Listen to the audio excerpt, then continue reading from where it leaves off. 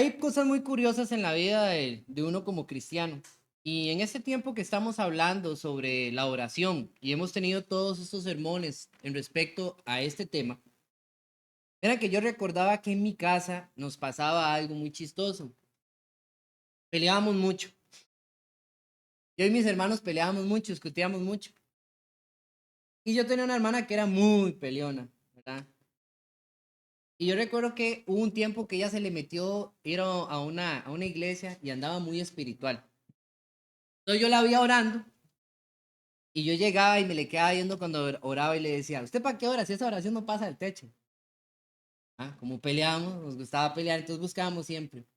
Y yo me acuerdo de esa idea y digo yo, ¿de dónde yo me saqué la idea de que una oración no pasa del techo? O sea, ¿por qué nosotros a veces tenemos la idea de que usted ora y eso asciende y llega a Dios de alguna forma?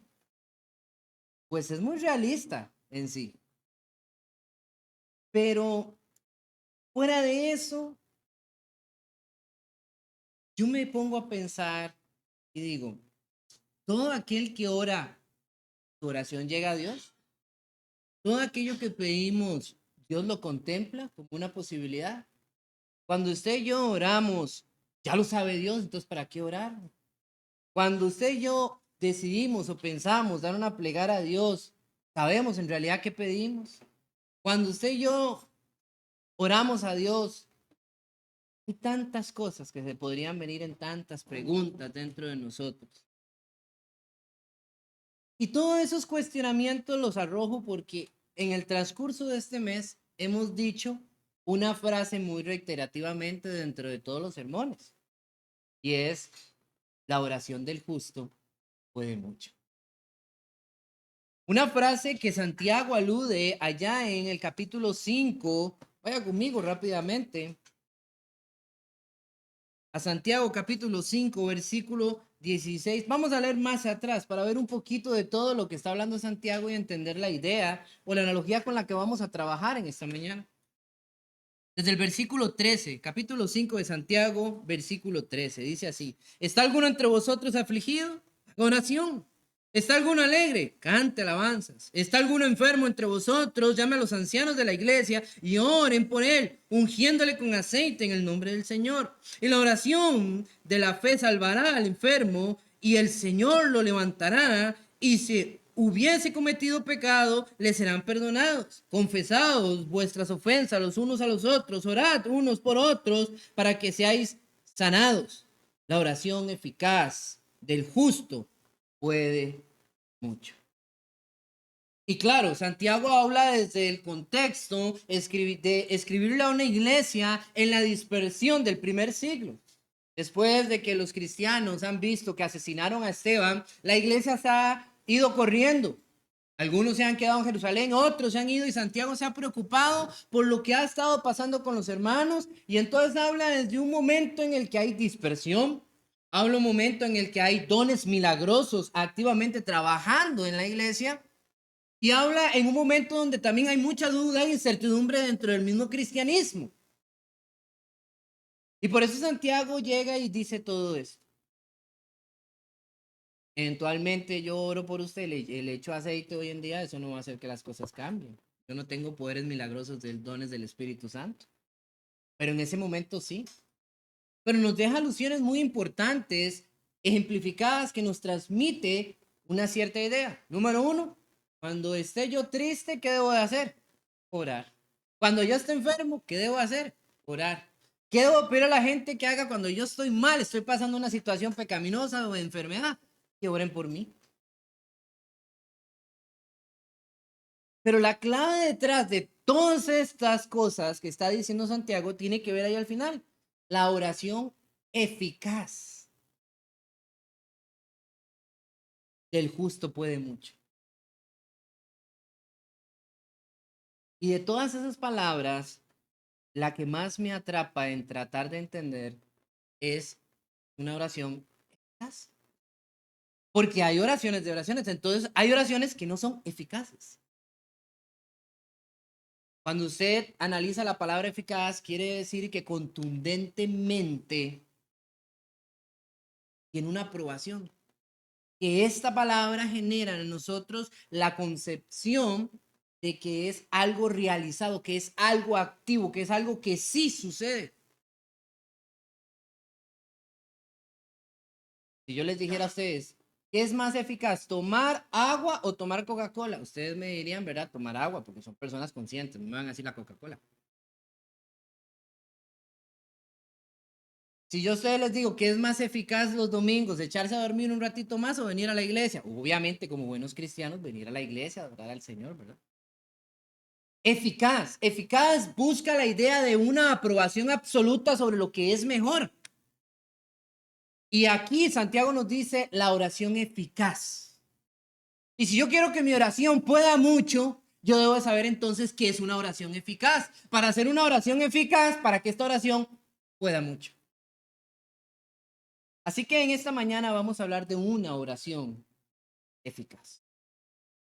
Y para esto voy a resumir este discurso en 3 puntos claves importantes dentro de un análisis que he desarrollado para concluir lo que realmente debe de entenderse. Santiago trabaja mucho de esto dentro de toda su carta, porque él habla mucho sobre la oración, ¿verdad? Y sobre las palabras de lo que salen de nuestra boca. Él trabaja mucho esa idea. Pero vieran que el primer punto realizado sobre cómo hacer una oración eficaz es que una oración eficaz debe de tener fe. Y parece algo que uno diría, hermano, pero por favor, ¿cómo así? Obviamente, una persona ora con fe. No, ¿sabían que no todo el mundo ora con fe? Y realmente oramos con fe, fe, o el estigma de una fe. ¿Saben lo que dice Santiago en el principio, en el capítulo 1, versículo 6 al 7? Rápidamente voy leyendo para usted. Hoy me van a tener que seguir porque hoy, como es un sermón temático, voy a correr. Yo no acostumbro estos, ¿verdad? Ustedes saben que me gusta más ser exegético, pero hoy vamos a hacerlos correr con varios versículos. Esa es la idea. Y dice que una oración eficaz debe tener fe. Vea Santiago 1, versículo del 6 al 7. Pero pida con fe, dice, no dudando nada, porque el que duda es semejante a la onda del mar, que es arrastrada por el viento y echada de una parte a otra. No piense, pues, quien tal haga, que recibirá cosa alguna el Señor. Así que Santiago pone en discusión el hecho de que hay personas que oran sin fe. Hay hermanos que oran sin fe. Usted nunca se ha sentado con silla y dice, Señor, mira, Padre, yo quiero un trabajo, Señor, quiero que me bendigas con pero si es que usted quiere que yo trabaje, Padre, porque ya usted va con toda la duda. Y usted empieza un negocio con el Señor. Y usted dice, Señor, mira, Padre Celestial, yo quiero una esposa, Padre, pero que mi esposa sea así, pero bueno, no sé, es que usted sabe si es mejor para mí. No, ya usted va con un montón de envueltos de la cabeza y usted no sabe ni qué está haciendo. Señor, mira, necesito un carro, pero es que, uy, padre, ¿cómo está la gasolina? Bueno, señor, si usted me también le da economía para el carro, porque si no, ya usted comienza a acondicionar las opciones de Dios. Porque a veces también nosotros pensamos, mira, lo que le voy a pedir a Dios, ¿sirve o no sirve? Entonces, hay una entrada en nosotros que es la dudabilidad. Dudamos. Y el efecto de entender que una oración que ya lleva en sí duda, ya está haciendo una destrucción espiritual dentro de nosotros. La duda es específicamente todo lo contrario a la fe. Son dos cosas que se repelen. Uno no puede decir, yo creo en Dios, pero es que dudo, pues no cree en Dios. Todo uno de los solos designios de Dios, ya duda de Dios. Vean qué interesante. Dice la palabra del Señor que poderoso es Dios. Ahora decía nuestro hermano Adrián, aquí pasaba a leer sobre la ofrenda, y después de ese versículo decía, y poderoso es Dios para hacer que abunde en nosotros, a fin de que teniendo siempre en todas las cosas. Y a veces uno llega, ¿verdad?, a ofrendar con duda. Y uno dice, no, es que esta es la ofrenda, pero es que yo veo que el chiquito está echando mocos. Y si se me enferma y tengo que comprar medicina, no, mejor me la guardo. Hacemos cosas a veces con duda dentro del margen espiritual del Señor. Y es porque no hemos aprendido realmente a tener fe. Y por eso nuestras oraciones son muy estorbadas y no son eficaces. Porque están llenas de duda y no de una convicción certera. Cuando usted ve que dice Hebreos capítulo 11 versículo 1, después la fe, la certeza de lo que se espera y la convicción de lo que no se ve. Rapidito, esa definición suena tan bonita, tan bella, nos la memorizamos y decimos, bien. Ahora sí, explíqueme eso con palabras humanas. Es como cuando usted llega y ve el examen en la materia y dice, concepto, este es el concepto, y cómo se aplica. ¿Cómo se aplica la fe? Y específicamente, ¿cómo se aplica mi oración? Dice en el versículo 6, ahí mismo en Hebreos, dice que sin fe es imposible agradar a Dios. Pero hay algo esencial de lo que dice ahí Hebreos, porque dice, porque es necesario que el que se acerca a Dios crea que le hay. Y ahora lo mejor, y es galardonador de los que le buscan. Dios no es alcahueta, es galardonador de los que le busquen. Llevamos nuestra vida pensando en si Dios me... ¿Será que Dios quiere bendecirme? ¿Será que Dios quiere darme? Claramente Dios quiere bendecir tu vida. Claramente Dios quiere proveerte, no lo que a ti te dé la gana, lo que sabe Él que es. Y vamos a hablar de eso.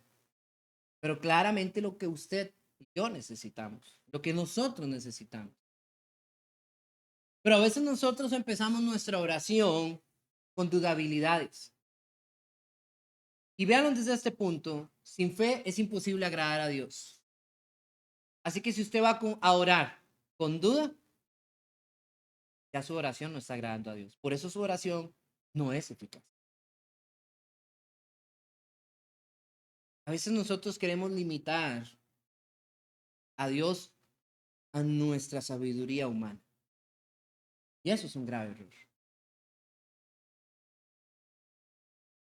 Un grave error. Los designios, los caminos y los propósitos de Dios son más grandes, más amplios. Y aunque podemos entender claramente la metodología, su trabajo, su forma, eso no quita el hecho de que Dios es poderoso, que puede hacer y resarcir en nuestra vida de la manera que sea necesario. Así que yo les voy a decir esto, hermanos, cuando usted ore, no ponga en duda lo que pide delante de Dios. Crea que Él puede. Que si sucede o no, bueno, eso es otro asunto. Pero yo no estoy hablando de si sucederá o no, si es conveniente delante de Dios o no. Yo estoy hablando de nuestra credibilidad al pedir.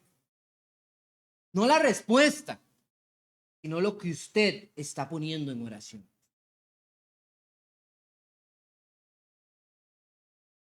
Y si nosotros no oramos con fe, nuestra oración no puede ser eficaz. No va a haber eficacia en ella. Porque ya desde la primera instancia nos vamos a agradar.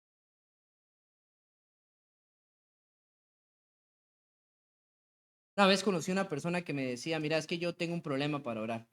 Yo le decía, ¿por qué? Dice, porque yo me siento tan raro. Me siento ahí, comienzo a hablar y digo, yo, ¿será que de verdad me escucha? Yo le decía, pero claro que sí, dice, es que yo no sé, como no lo veo.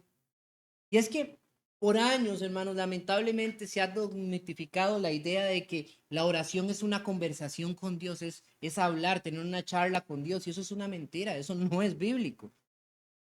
Oración es cuando usted le está comunicando al Padre Celestial sus sentimientos. Pero adivine que, hello, ya Dios sabe eso. Parte de una interrogante que no podemos solucionar, pero que la Biblia nos dice claramente que Él se goza y se regocija que nosotros lo hagamos, que le pidamos, porque Dios no te va a responder. Dios no va a llegar y le va a decir, Alex, eso no es, no te lo voy a dar. Va a suceder así. Para yo escuchar la respuesta de Dios de mi oración, tiene que pasar un proceso, un tiempo y nosotros ver el resultado de ello. Y si a usted Dios le habló, mejor corra porque voy a un problema. Pero no va a suceder así.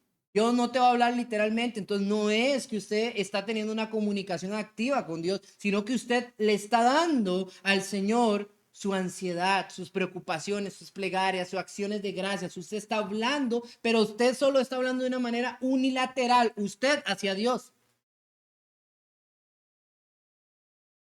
porque la respuesta es de Dios, ya fue dada, solo que usted todavía no la está viendo. ¿Saben, hermanos? Parece irónico que a veces en el cristianismo podamos decir que hay cristianos que no oran con fe, pero es una realidad muy común, más de lo que nosotros.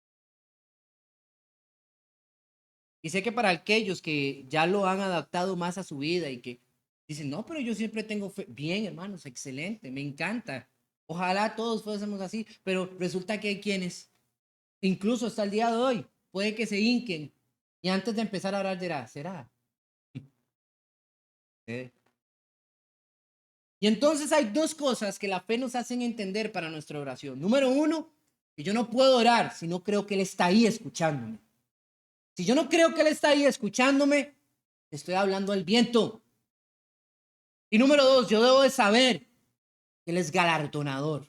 O sea, que Él quiere darle, que Él quiere llenar de privilegios la vida, que el que le busca es importante. Y esos galardones no son un Lamborghini o un Maserati fuera de su casa, ¿no? O sea, los galardones de Dios son aún más valiosos y grandes y extensos que cosas materiales y efímeras humanas. Ese es el punto. Y entonces yo ayer oré y como mañana no me cumple Dios lo que yo quería, entonces merma mi fe. Y dentro de un mes, no, ya para qué le oro a Dios por eso. Punto. Porque seguimos en la burbuja humana de querer limitar el poder divino a lo que nosotros queremos que sea tal cual, cuándo y dónde. Y por eso nuestra fe se aleja de nuestra oración. Al final son solo palabras tiradas al viento.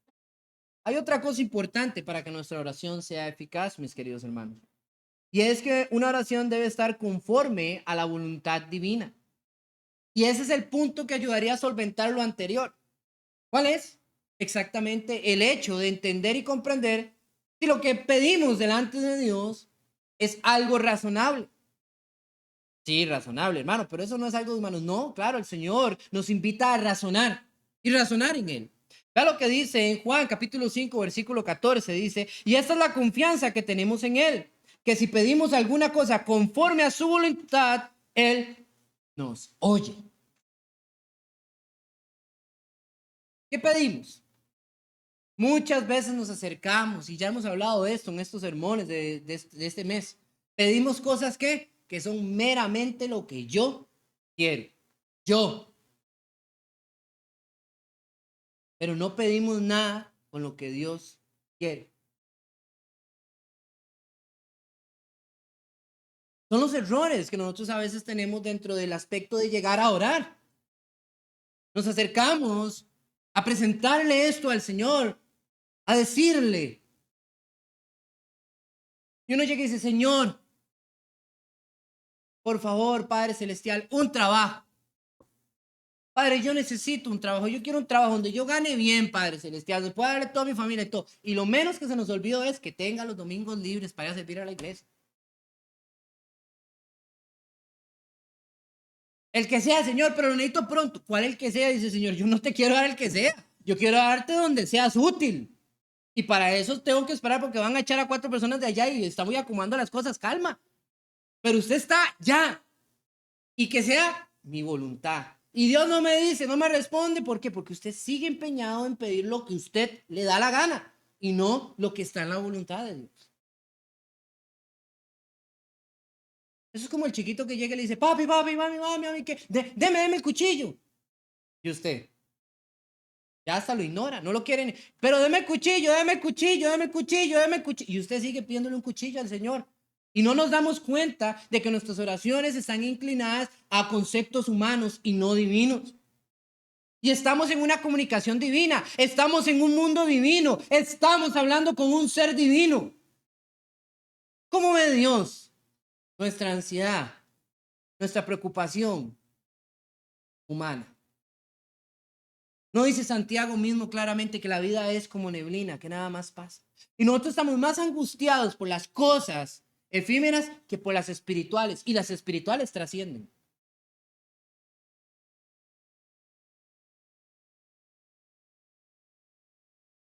Es importante, hermanos, que también nuestras oraciones estén aplicadas conforme a la voluntad de Dios. Vea lo que dice Juan, capítulo 3, versículo 21 al 23. Amados, si nuestro corazón no nos reprende, confianza tenemos en Dios.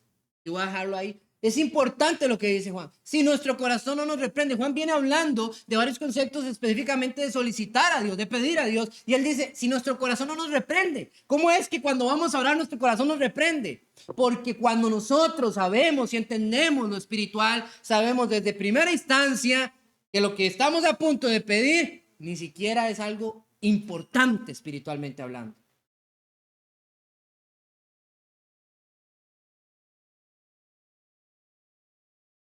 Eso se llama madurez espiritual, hermano.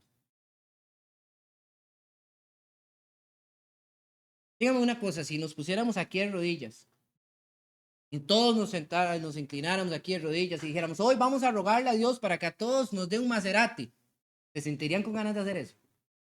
Les daría pena, ¿verdad? Vergüenza. ¿Y saben por qué? Porque ustedes saben que eso a Dios no le interesa. No es necesariamente importante para nosotros. Pero ¿qué pasa si dijéramos, vamos a pedirle a Dios mejor por una microbús para ir a recoger a todas las personas que están afuera y que no pueden venir a veces porque les falta plata? ¿Nos sentiríamos mal? ¿Ven cómo cambian las cosas? Se llama madurez espiritual, entender en el mundo de la oración, cuando estamos hablando con el ser divino, de lo que estamos pidiendo, es algo razonable.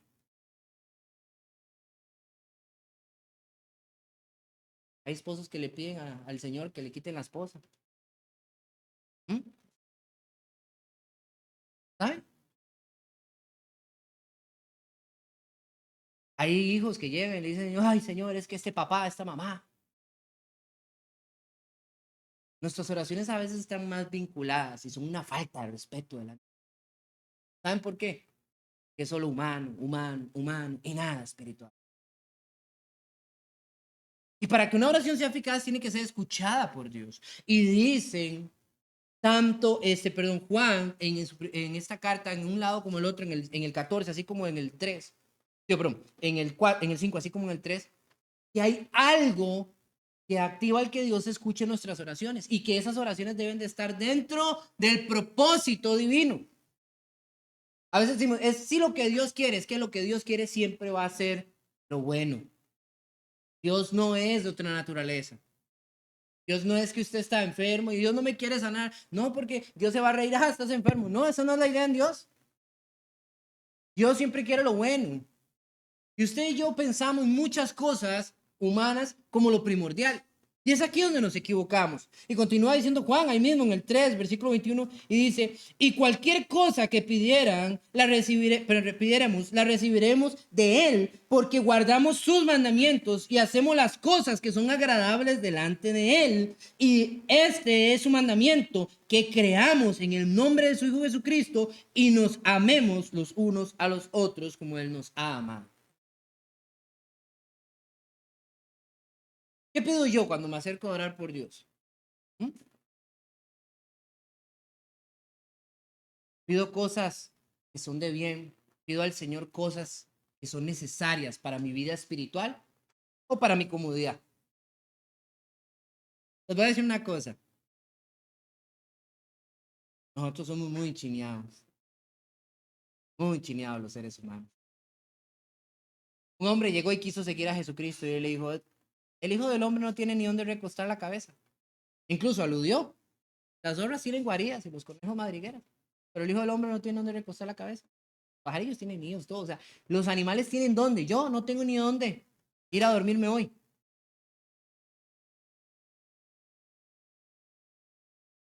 Y usted y yo llegan 3 días y no tenemos la plata del alquiler y estamos sumamente angustiados. Una realidad humana. Yo no les estoy diciendo que no se van a angustiar. Yo me voy a angustiar también. Pero como estamos hablando desde el punto espiritual, ¿qué es más importante? ¿La morada aquí en la tierra o en los cielos? Pero desgastamos vida, todo lo que sea posible con tal de que la morada en esta tierra sea más favorable. Mis queridos hermanos, nuestras oraciones tienen que ir dentro de los parámetros espirituales, no humanos.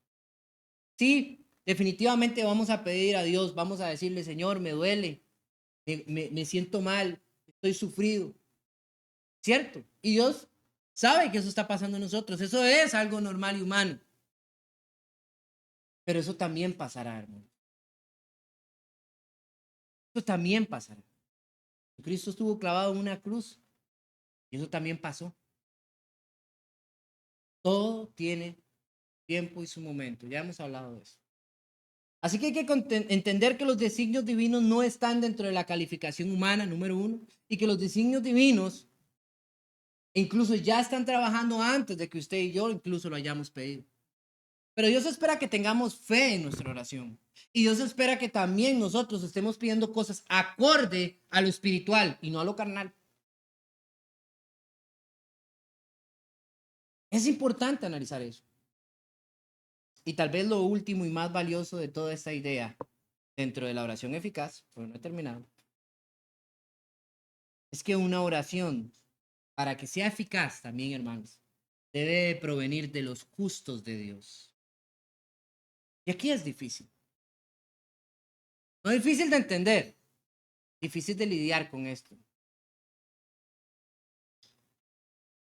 Yo debo de comprender que Dios no escucha todas las oraciones que hay en el mundo.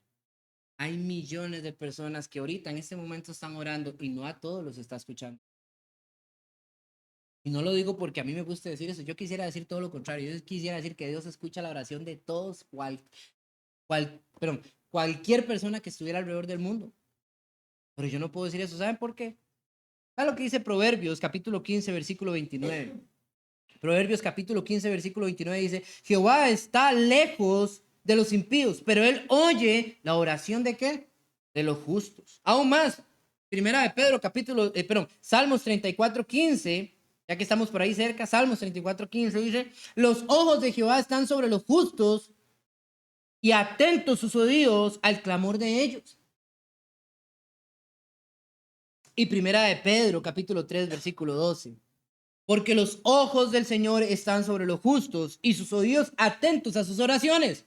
Pero el rostro del Señor está contra aquellos que hacen el mal. Así que Dios no escucha a todos.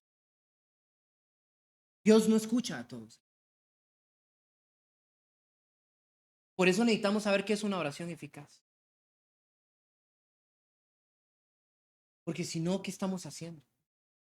A veces yo puedo ser movido puedo ser un pecador movido a la voluntad de decir, uy, me siento mal, estoy triste, estoy allá. Señor, ayúdame. Dios me va a ayudar.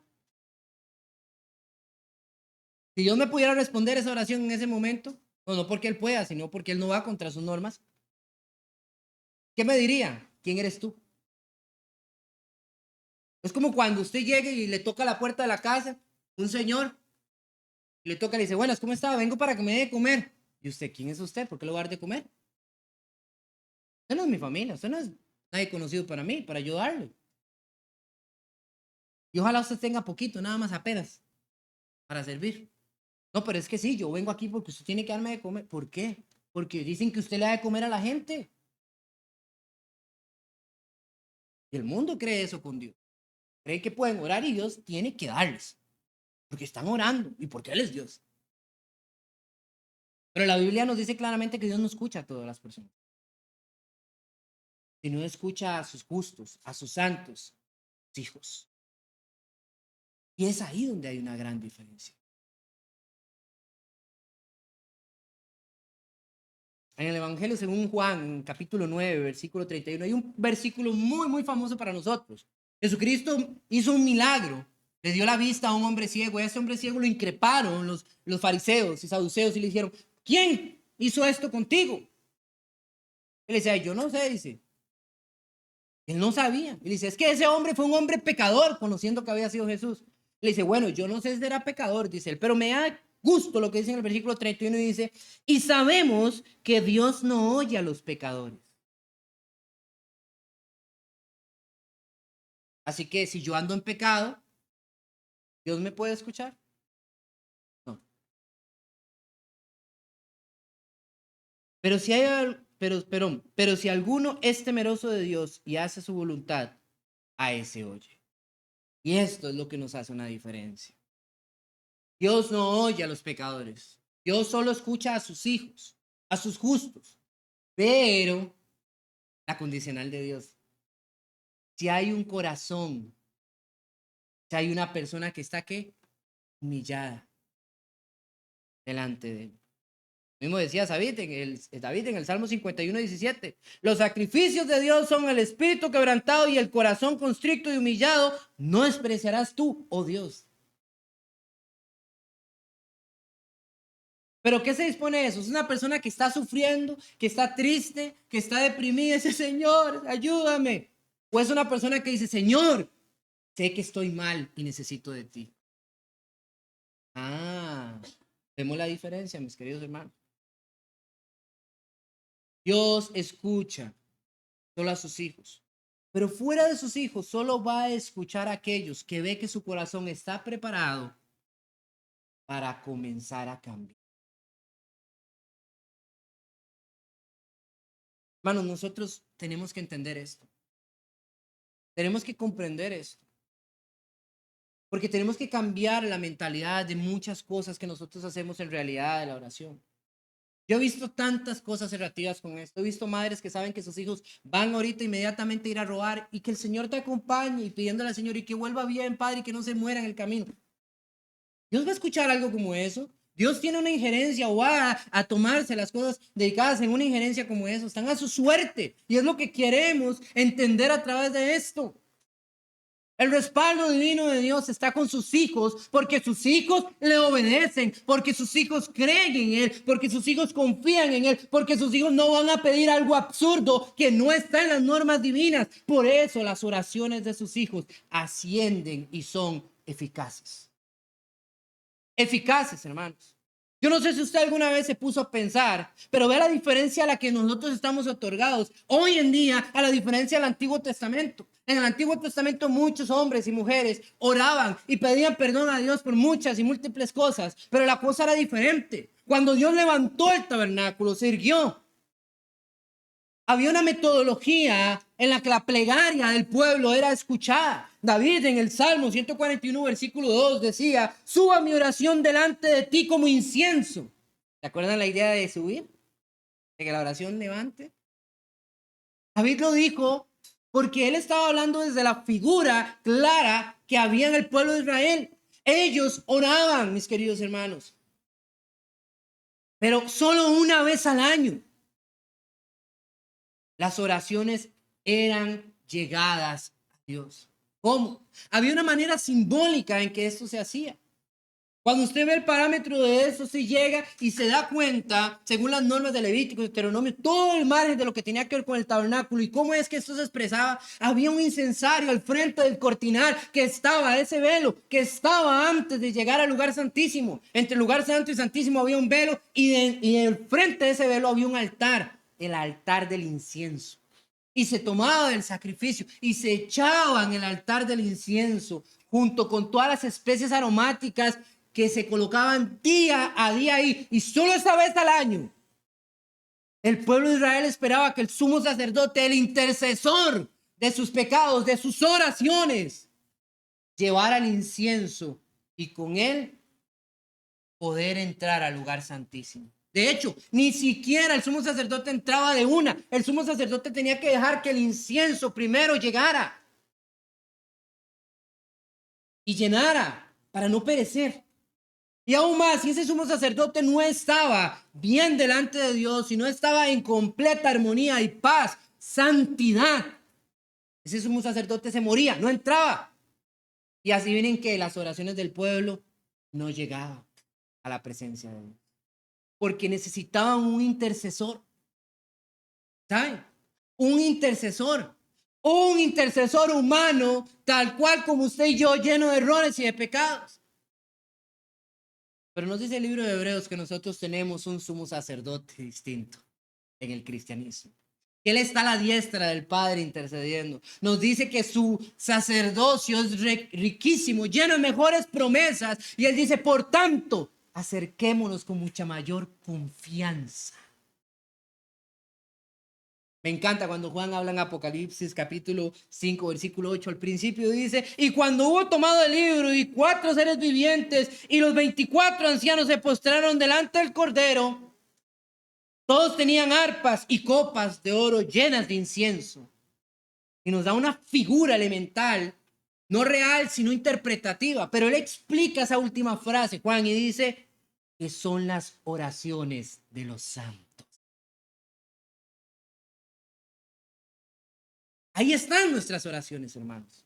Si nuestras oraciones son eficaces, mi querido hermano, hermana, visita y amigo, si nuestras oraciones son eficaces, si nosotros somos hijos de Dios, si nosotros pedimos conforme a la voluntad divina y si nosotros pedimos con fe, frente al trono de la gracia de Dios está Jesucristo intercediendo para que ese incienso representativo, que son nuestras oraciones, estén ante su presencia. ¿Es importante que nuestra oración sea eficaz, hermanos? Claro que lo es. Esto no es un juego. Esto no es un juego. Es un privilegio que gozamos y nosotros no tenemos que esperar una vez al año, todos los días, en cualquier momento, en cualquier circunstancia. Tener la garantía exacta de que Jesús intercede por nuestras oraciones. Solo basta algo, que nuestra oración sea eficaz. Sí.